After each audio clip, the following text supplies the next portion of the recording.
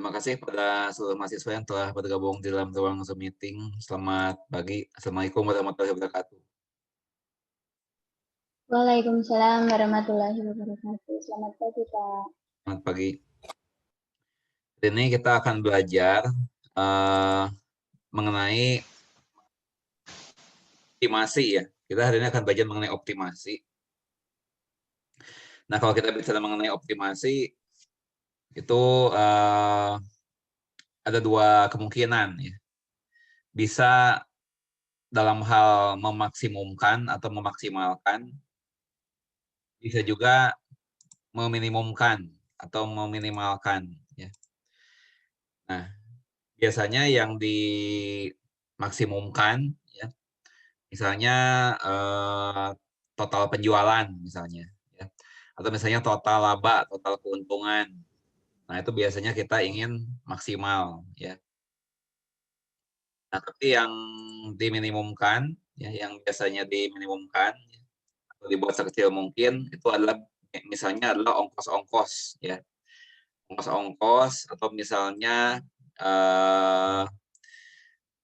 durasi yang diperlukan untuk melakukan satu pekerjaan ya. Misalnya seperti itu. Nah, mengenai optimasi itu sendiri ya, itu ada yang disebut dengan optimasi linier ya. Ada juga yang disebut dengan optimasi non-linier ya. Nah, saya kira kalian nanti akan mendapatkan semuanya di mata kuliah riset operasi ya tentang itu. Namun di dalam matematika bisnis ini ya, itu akan diperkenalkan pintas mengenai konsepnya ya. Salah satunya adalah menggunakan turunan ya. Jadi untuk apa kemarin kita belajar materi mengenai turunan ya, itu digunakannya salah satunya adalah di dalam optimasi. Nah, kemudian juga di sini akan terlihat nanti apa keterkaitannya antara garis singgung ya, kemarin yang dibahas di pertemuan lalu, pertemuan terakhir kita kemarin, kita belajar mengenai garis singgung. Nah, itu hubungannya dengan optimasi itu seperti apa ya. Nah, kenapa itu diajarkan ya, mulai dari rumus turunan, kemudian berlanjut ke garis singgung. Nah, baru setelah itu optimasi. Nah, itu keterkaitannya seperti apa? Nah, sebentar bisa kita lihat ya. Nah, sebagai gambaran di sini saya akan menunjukkan bagaimana keterkaitan antara garis singgung ya dengan optimasi itu seperti apa. Nah, misalnya saja saya punya suatu fungsi ya dengan persamaan y sama dengan fx sama dengan ya min setengah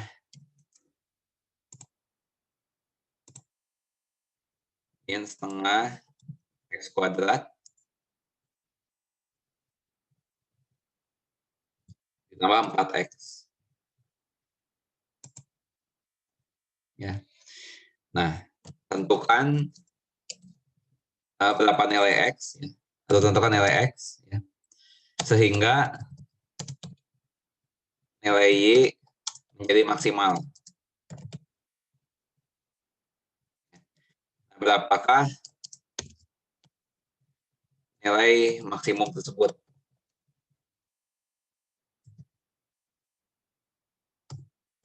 Ini satu contoh ya. Nah, tapi saya sebelum menyelesaikan ini secara matematis ya, saya ingin kalian melihat dulu gambarnya ya, grafiknya, dan dari grafik itu nanti akan terlihat bagaimana keterkaitan antara garis singgung dengan apa namanya itu dengan nilai maksimum ini ya. Sekarang saya akan gambarkan dulu y sama dengan min setengah x kuadrat ditambah 4x.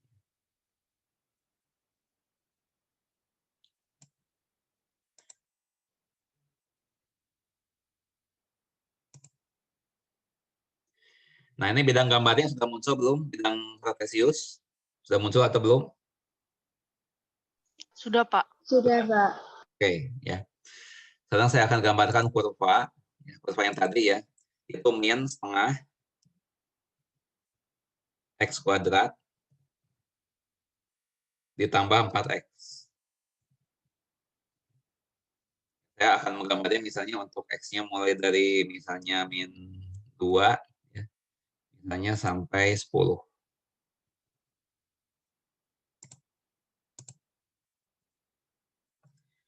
Nah, maka gambarnya akan seperti ini. Nah, kemudian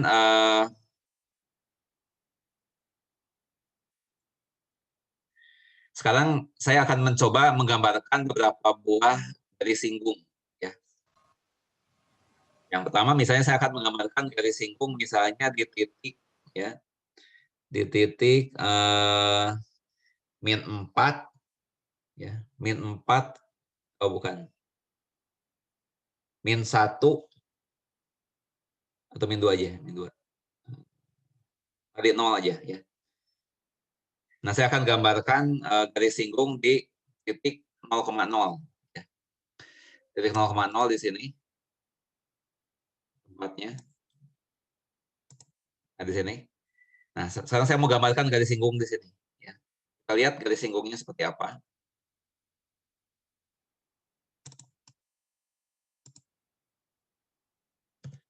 Anggaplah garisnya mau saya berikan warna kuning.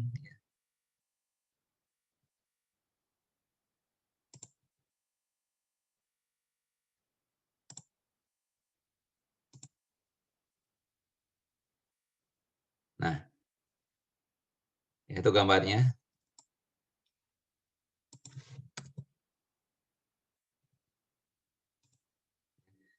Kita lihat garis yang berwarna kuning ini menyinggung kurva di titik ini. Nah, kita lihat bahwa di titik ini ya belum terjadi kondisi maksimal. Ya, ini masih bisa naik lagi, masih bisa naik lagi, masih bisa naik lagi, masih bisa naik lagi, masih bisa naik lagi. Ya. Nah, berarti ini bukan kondisi yang optimum, ya, bukan kondisi maksimal dalam hal ini. Nah, sekarang bagaimana kalau misalnya, ya, saya buat garis singgung di titik misalnya 2,6, ya. Kalau di titik 2,6 bagaimana? Titik 2,6.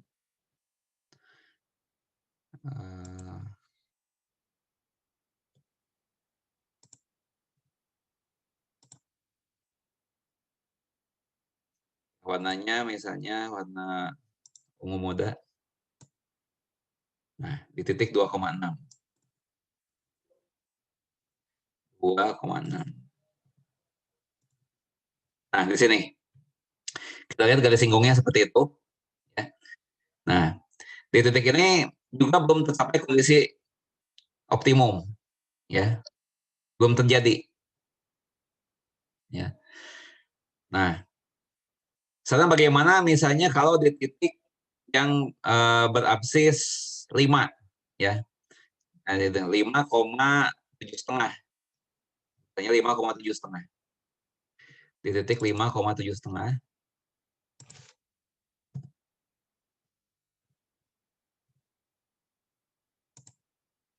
Nah, ini di sini ya. Bagaimana garis singgungnya?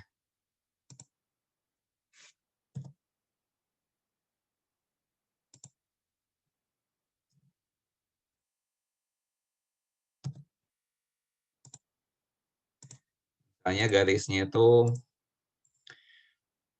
berwarna biru muda.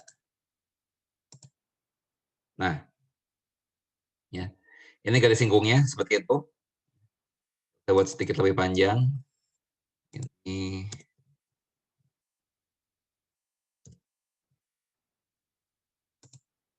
ya, ini garis singgungnya.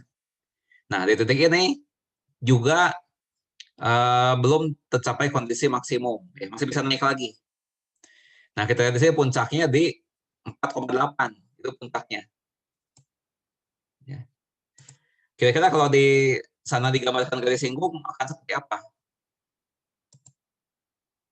Kira-kira kalau di sini digambarkan garis singgung di melewati titik ini, kira-kira garisnya akan seperti apa?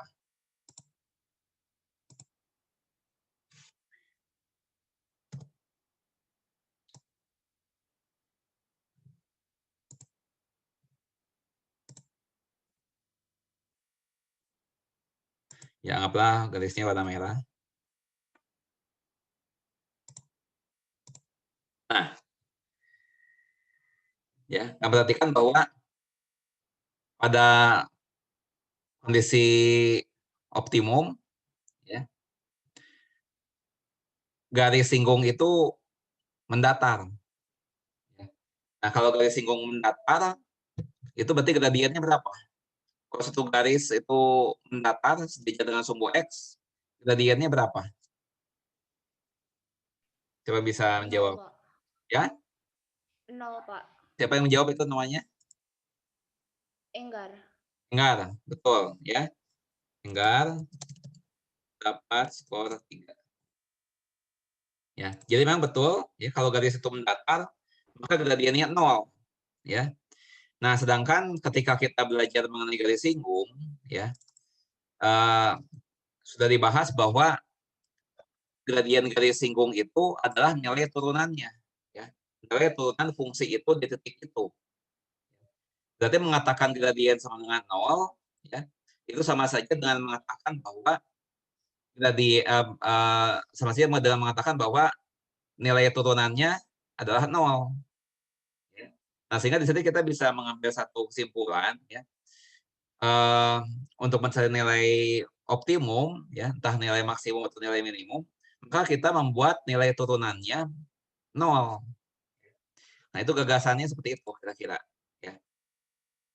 Nah, jadi ya, untuk menjawab ini, kita harus mencari dulu nilai f aksen. Ya, ini fx-nya. Ya. Nah, kita harus mencari dulu f aksennya, turunannya. Ya. Nah, kalau fx sama dengan min setengah x kuadrat ditambah 4x diturunkan jadi apa? Min X plus 4. Ya, siapa itu yang jawab? Adisti, Pak. Ya? Siapa?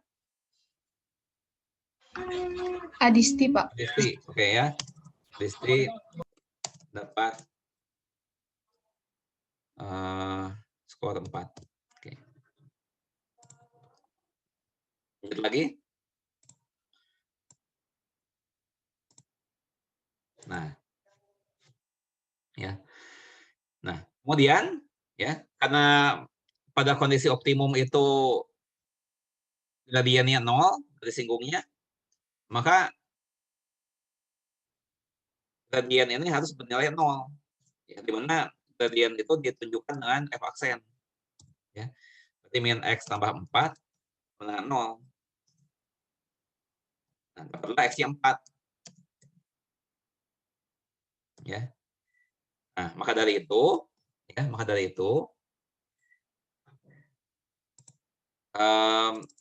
pada kondisi maksimum ini, ya, pada kondisi maksimum ini x-nya berapa? 4. Ini x-nya nih, 4 kan? Nah, pada kondisi pada x dengan 4 ini terjadi kondisi optimum. Ya, dalam hal ini adalah nilai maksimum dalam hal ini. Ya. Nah, berapa nilai optimumnya? Berapa nilai maksimumnya? Nah, nilainya 8. Nilai optimumnya adalah 8. Dicapai untuk x dengan 4. Nah, 8 itu dapatnya dari mana? Ya, dari nilai maksimumnya adalah, nilai optimumnya adalah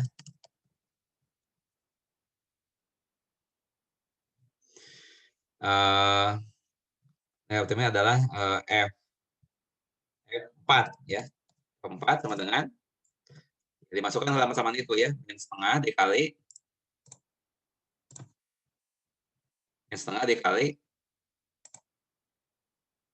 4 pangkat 2 kan. Pangkat 2.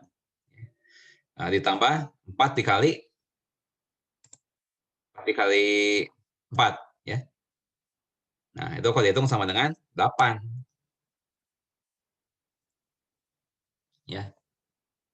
Nah, tetapi kalau misalnya di ujian sudah mengerjakan begini, ya, itu salah. Ya. Kenapa? Ya. Karena di sini kita kalau tanpa melihat gambar, ya, kalau tanpa melihat gambar tadi, kita nggak tahu ya X sama dengan 4 ini akan memberikan nilai maksimum atau akan memberikan nilai minimum. Nah, karena untuk nilai maksimum maupun nilai minimum ya itu sama-sama f aksennya 0 ya.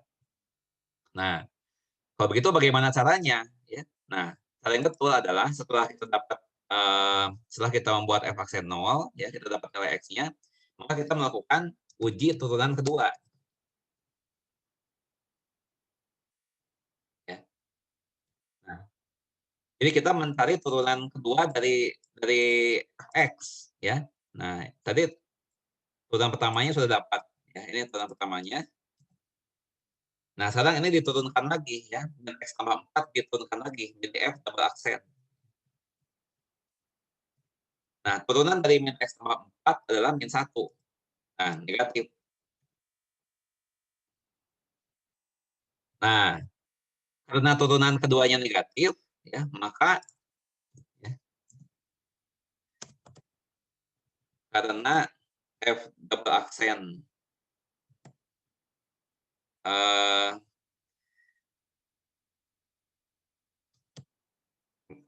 ya. Ini kan x-nya 4 ya, x-nya 4 kan. Karena f double aksen 4 itu negatif, ya, maka x sama dengan 4 itu ya akan menghasilkan nilai ya, nilai maksimum lokal. Ya. Nah, jadi setelah kita yakin bahwa ini akan menghasilkan nilai maksimum lokal, ya, maka kita simpulkan bahwa nilai maksimumnya adalah nilai maksimum fungsi itu adalah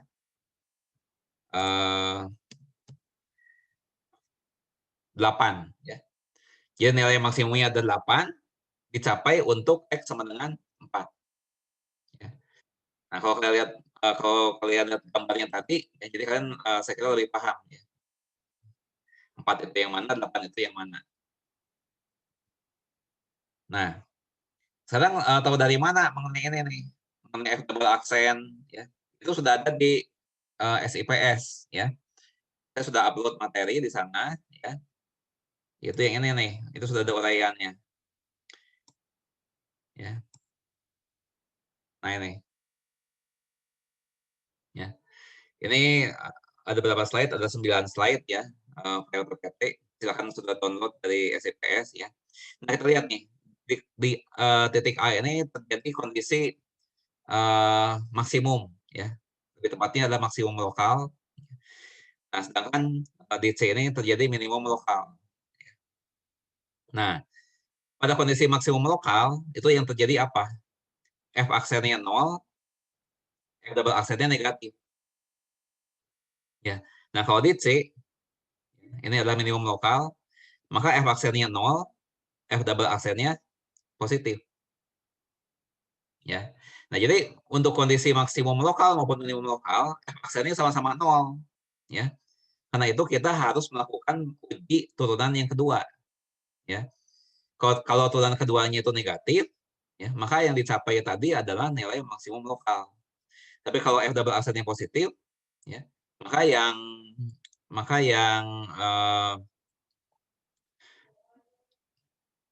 dicapai adalah nilai minimum lokal. Kalau F double aksennya positif. Ya. Nah, itulah sebabnya kenapa perlu dilakukan uji turunan kedua. Nah, seperti itu. Silakan dipelajari ya di apa namanya itu di SIPS ya. Nah, sekarang apakah ada yang mau ditanyakan nih sebelum saya lanjutkan dengan contoh yang lain? Apakah ada yang mau ditanyakan?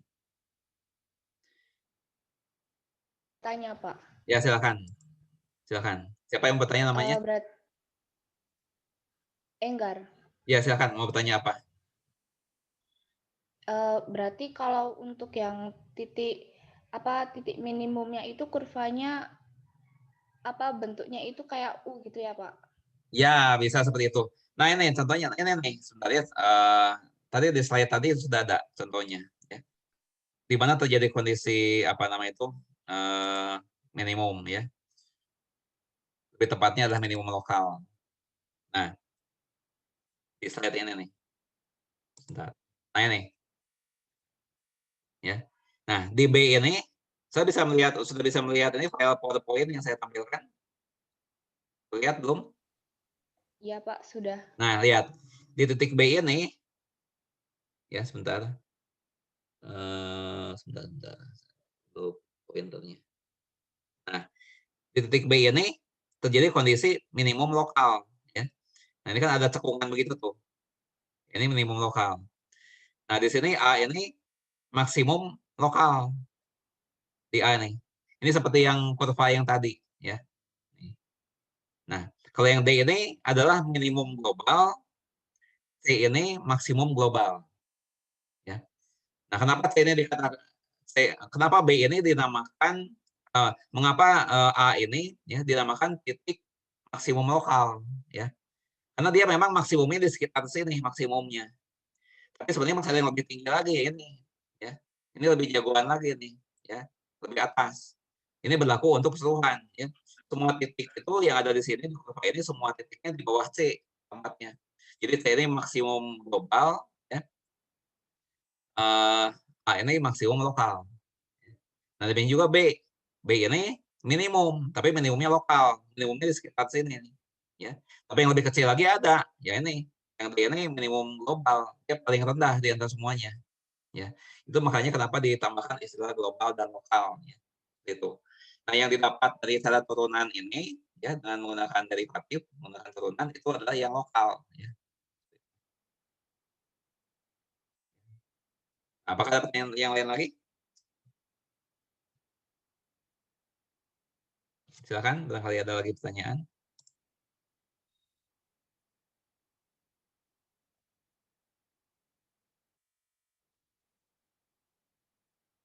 Nah, sampai contoh yang lain seperti ini. Ini soal-soalnya juga ada di apa namanya itu di website ya yang sudah saya arahkan di SIPS. Ya. Nah ini jadi diketahui fungsi permintaan. Diketahui fungsi permintaan.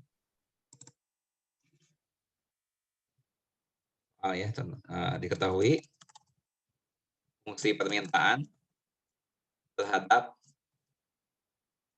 suatu barang adalah sebagai berikut.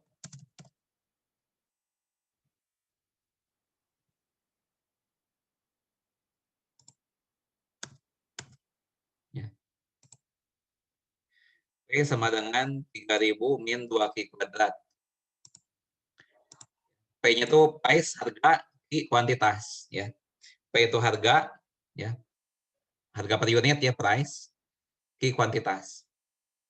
Ya, tentukan ya berapa unit harus diproduksi dan terjual agar tercapai ya, penerimaan total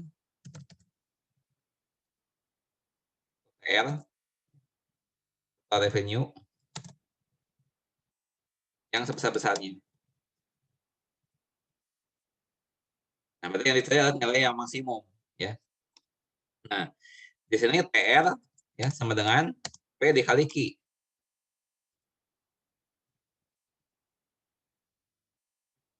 Apa demikian?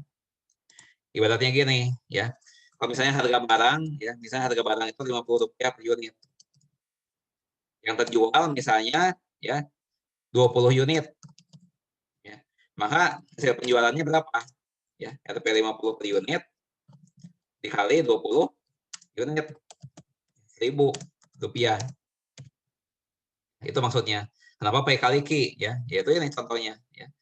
Kalau harga barang Rp50 per unitnya, yang terjual 20 unit, maka total pendapatannya berapa? Ya 50 dikali 20 ya Rp1.000. Ya, itu. Itulah kenapa TR sebenarnya P dikali Q ya. Nah, lalu kemudian di sini kan diketahui P-nya ini 3000 dikurangi 2Q kuadrat ya. Jadi 3000 kurangi 2Q kuadrat.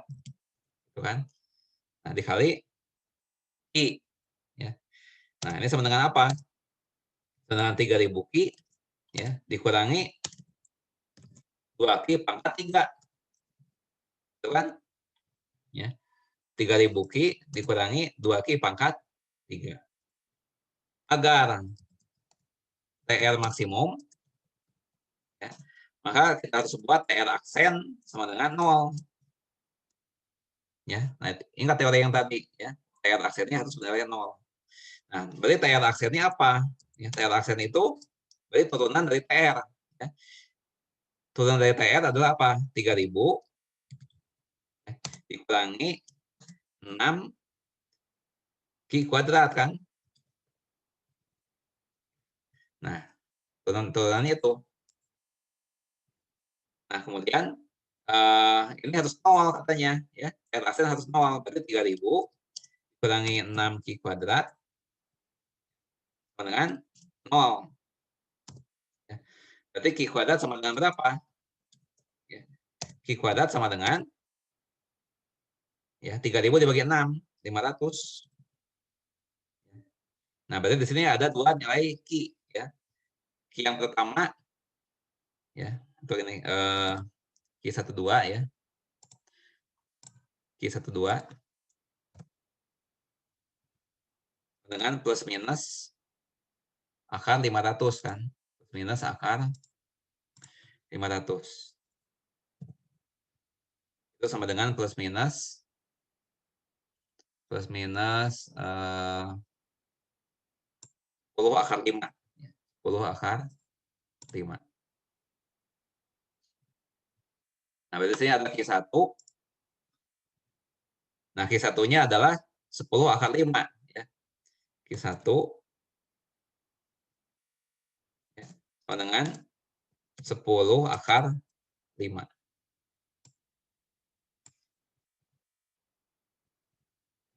Keduanya dengan min 10 kali 5. Nah, di sini kan ada 2 nilai Ki. Ya, ada 2 nilai Ki, entah mana yang harus dipilih. Ya. Nah, kita ingin menghendaki nilai yang maksimum. Ya, berarti TR double aksen ya harus negatif. Ya, TR double aksen. Ya. Nah, berarti kita melakukan uji turunan kedua. Ya. Nah, kita hitung dulu TR double aksen. Nah, TR aksennya kan 3.000 min 6 Ki kuadrat. Ya. Nah, kita turunkan sekali lagi. Ya. Jadi dapat TR double aksen. Nah, kalau 3.000 dikurangi 6 Ki kuadrat, diturunkan menghasilkan apa? Min 12 Ki kan? Nah, sekarang kita lihat nih. Ya. Kalau Q1 ini yang dimasukkan ke sini, hasilnya negatif atau positif. Ya. Kita uji coba TR, ya. TR Q1. TR Q1, ya, itu adalah min 12 dikali Q. Ya. Min 12 dikali 10 akar 5.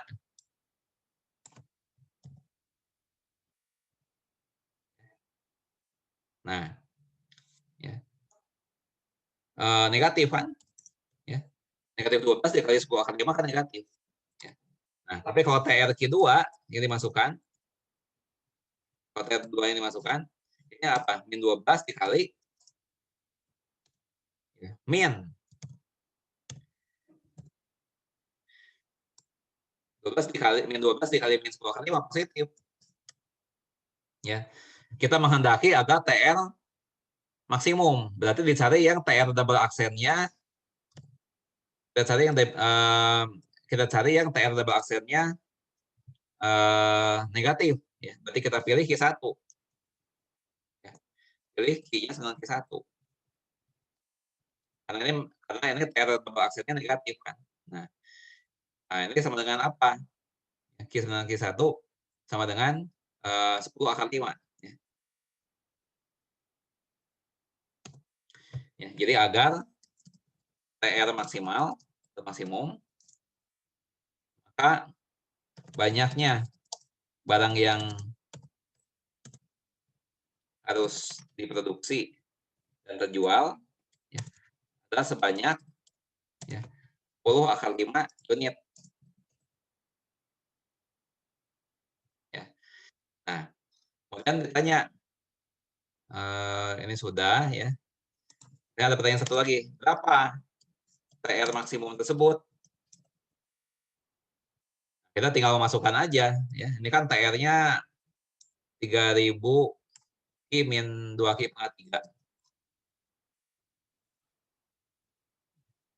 TR-nya kan itu.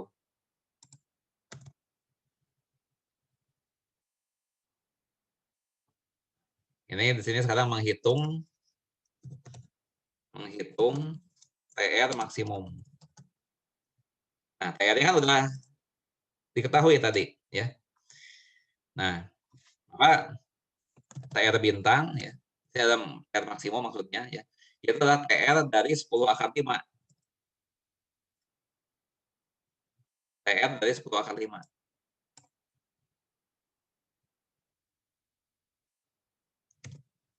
Dengan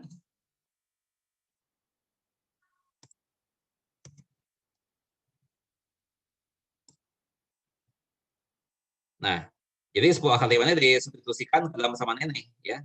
3000 dikali Ki ya, 3000 dikali 10 akar 5. 3000 dikali 10 akar 5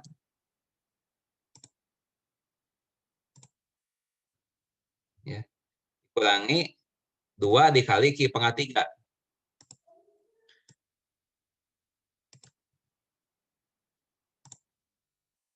Ki-nya adalah 10 akar 5 ya. 10 akar 5. Ya. Nah, ini kalau disederhanakan jadi apa? Dengan 3000 dikali 10 akar 5 adalah 30.000 akar 5.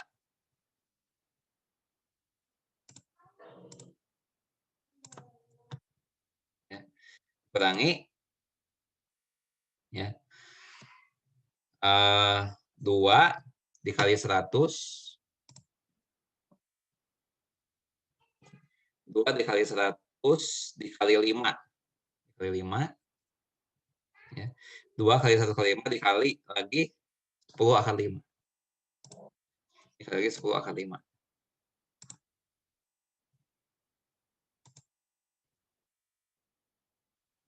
Ini ya.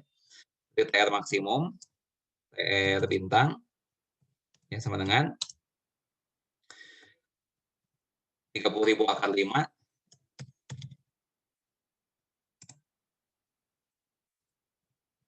ya.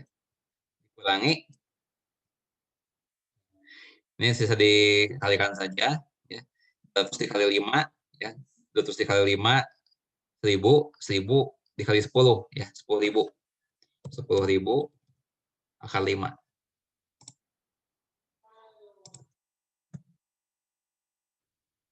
Ya, berapa? 30.000 akar 5 dikurangi 10.000 akar 5 adalah 20.000 akar 5. Inilah jawabannya. Ini rupiah satuannya ya.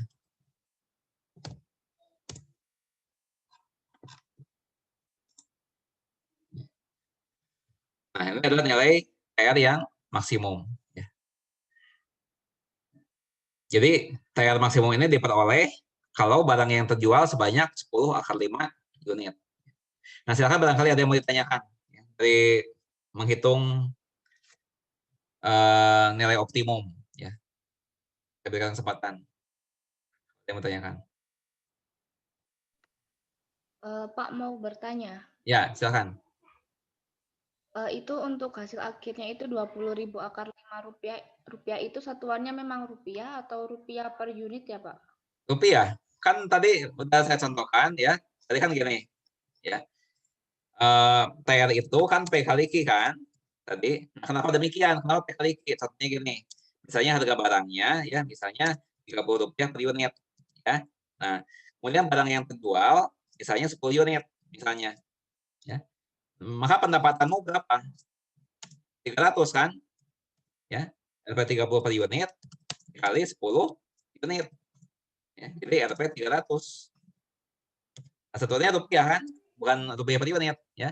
Yang satuannya rupiah per unit Iya, itu Pak. adalah P ya. Kalau P satuannya rupiah per unit ya. Jadi yang di sini tadi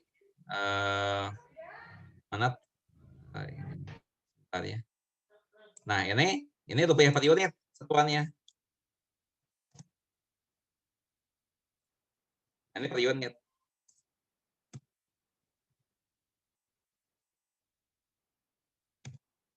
Itu ya. Lagi pertanyaan?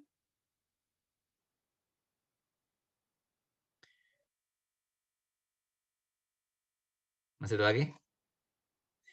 Jadi yang tadi diikuti ya pedoman yang ada di PowerPoint tadi